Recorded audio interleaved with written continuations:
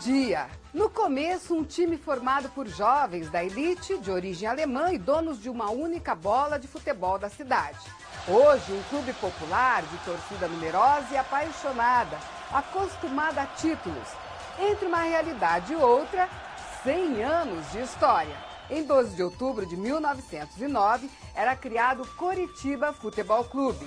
Fechava-se a primeira década do século passado e com ela se abria o ciclo do futebol no Paraná.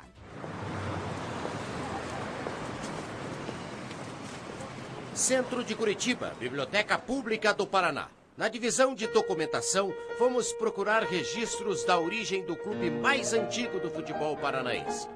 Mas a fundação do Curitiba não foi notícia nos jornais daquele 12 de outubro de 1909.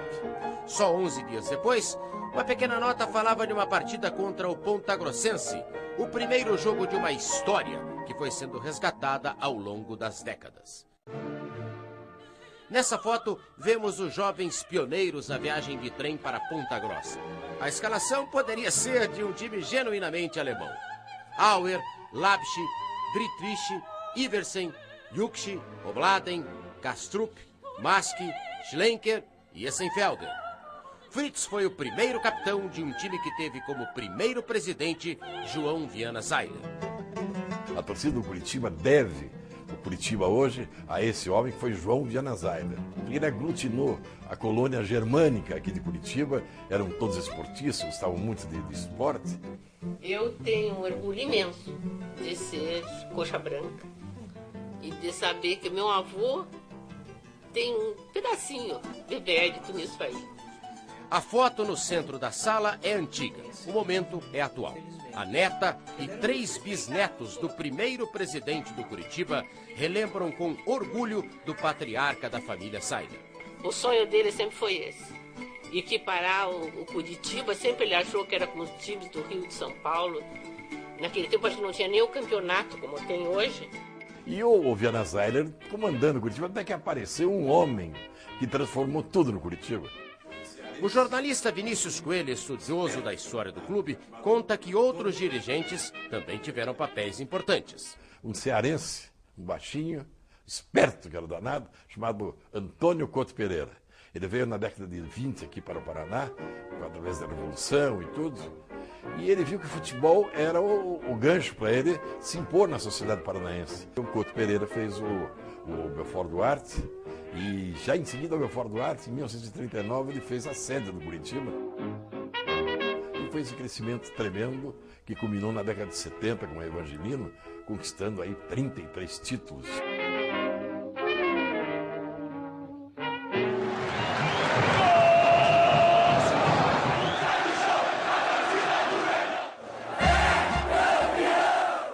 A história dos títulos e dos grandes momentos em campo também pode ser contada por seus heróis. E foram muitos na memória da torcida coxa branca. Ídolos como o zagueiro Fedato, um dos melhores do Brasil nos anos 50. De um jeito bem-humorado, ele conta a origem do apelido, hoje carinhosamente adotado pela torcida, mas que começou como provocação dos adversários. O João Cabral Silva, que era o presidente do Atlético, e era, na época não era presidente ainda, mas era um dos maiores atleticanos que existiram na face da terra. Ele ia no alambrado, que não era alambrado, era uma cerquinha abaixo, e ele ficava, filho alemão, filho disso, alemão, filho daqui. Coxa branca, pegou.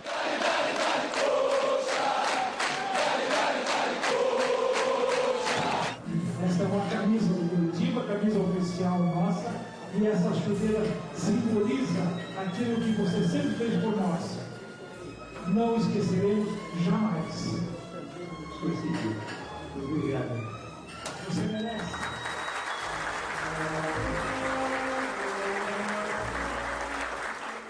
Reuniões comemorativas como essas são frequentes. Conselheiros, torcedores, ex-dirigentes, ex-jogadores se reúnem regularmente para homenagear quem fez parte da história do clube. O time de 85, campeão brasileiro, volta e meia convidado. Ou craques de um tempo mais antigo, como Tonico, que esteve no jogo histórico da inauguração do estádio do Pacaembu em 1940, entre o Palestra Itália, como era chamado Palmeiras, e o Curitiba. Eu me orgulho muito de ter compartilhado com ele, com o clube, porque com aquilo eu vi o crescimento dele.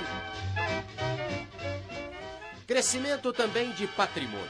Em 1942, o Coritiba inaugurou os refletores do Belfort Duarte, como antes era chamado Couto Pereira. Um estádio construído, reformado e melhorado aos poucos até se tornar a estrutura de hoje.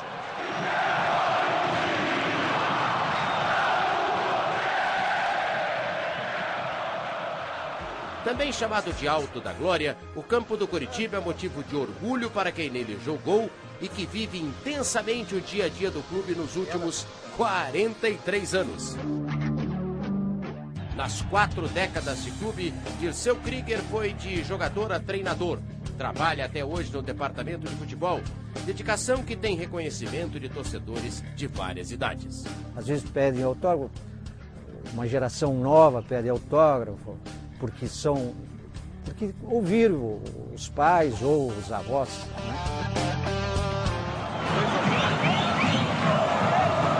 Um grande clube e um grande rival. Os jogos contra o Atlético, os clássicos atletibas, entraram para a história com um sabor especial em qualquer época. É uma alegria maior.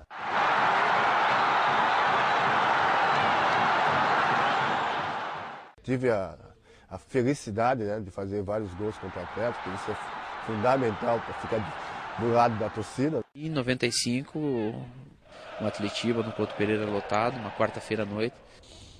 A cidade toda esperando por aquele jogo.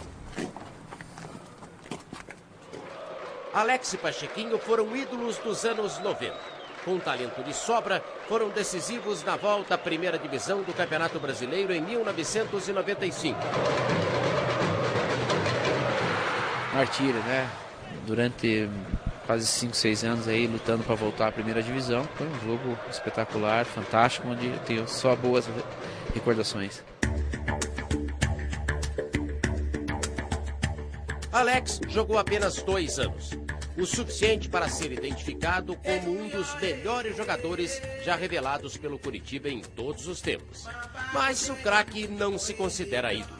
Não me considero ídolo. Acho que ídolo no Coritiba, o pessoal da década de 70, né? É o pessoal que ganhou o Campeonato Brasileiro em 85. Na minha época, quando eu comecei a chegar no Couto Pereira, tinha o Tostão. Esse realmente me impressionou, né? Tostão, o ídolo de Alex, é professor numa escolinha que tem parceria com o Coritiba. O camisa 10, de muita habilidade e artilheiro, jogou numa equipe de respeito. Um dos melhores times que eu já joguei, né? Eu joguei com o Carlos Alberto Dias, Osvaldo, Chicão, o Marildo, jogadores de alto nível que deram condição para mim.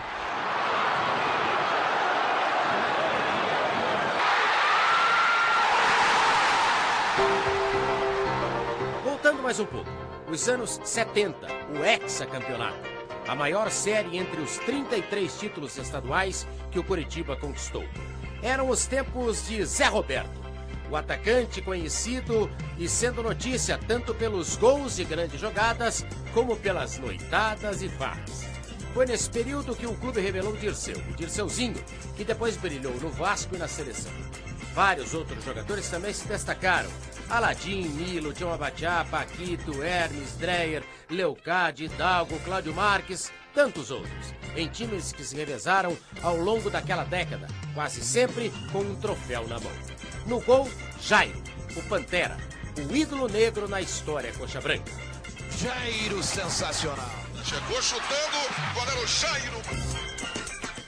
Quanta história! E veja a seguir o momento mais importante dos 100 anos da história do Coritiba, a conquista do título brasileiro no Maracanã.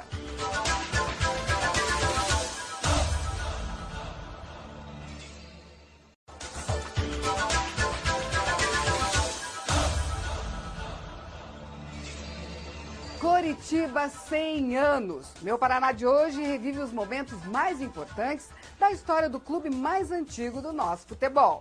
Uma história com trilha sonora. Coritiba vai levantando a sua 31ª taça. Campeão do Paraná. Meu Coritiba campeão do povo. Oh, glorioso.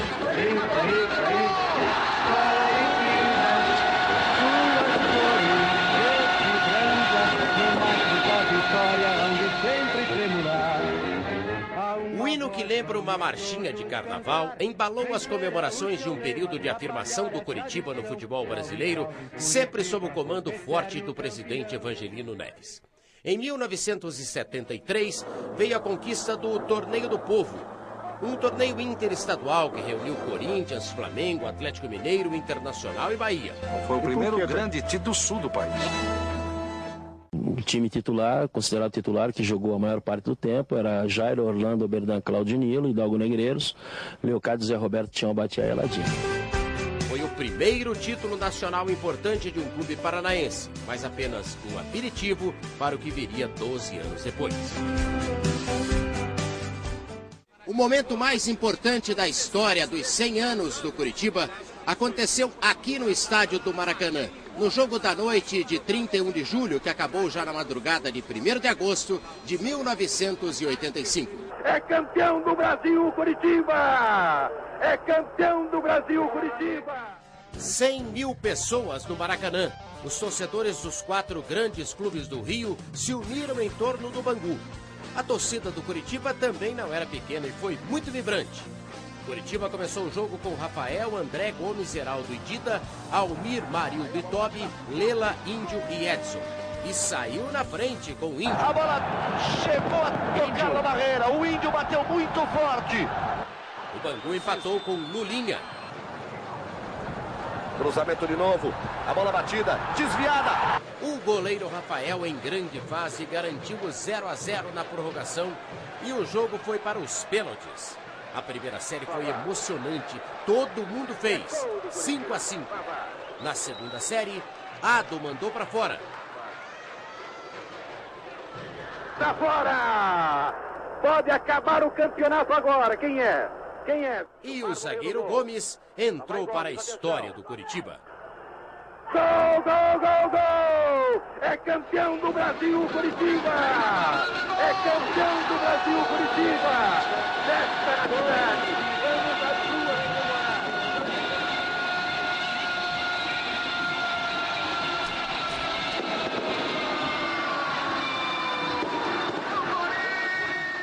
Nós ganhamos o campeonato e chegamos aqui no aeroporto e aquele cordão de pessoas do aeroporto até a cidade.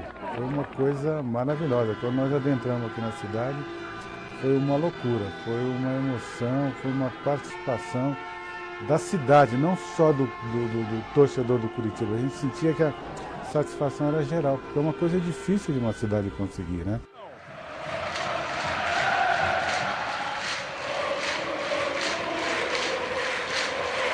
A paixão do torcedor não é só na alegria. Um estádio com mais de 25 mil pessoas, acompanhando um time que está caindo para a Série B com os resultados da rodada. O rebaixamento para a Série B em 2005 foi um dos momentos mais sofridos em um século de futebol. A mesma torcida que chorou voltou a sorrir com o título da Série B em 2007. Nova comemoração de uma torcida apaixonada pelo verde e branco do clube vovô do futebol paranaense, o centenário Coritiba Futebol Clube.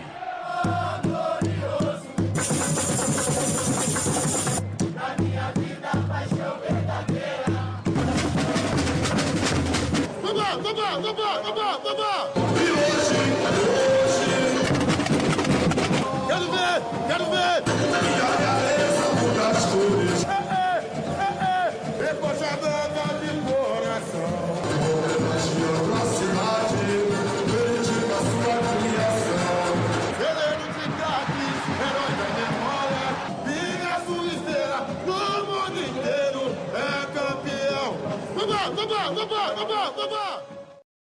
O Meu Paraná está chegando ao fim. Acesse a nossa página rpctv.com.br e deixe lá o seu comentário sobre o programa de hoje e sugestões de temas que você gostaria de ver nos próximos sábados. Uma boa tarde para você e até mais. Tchau, tchau.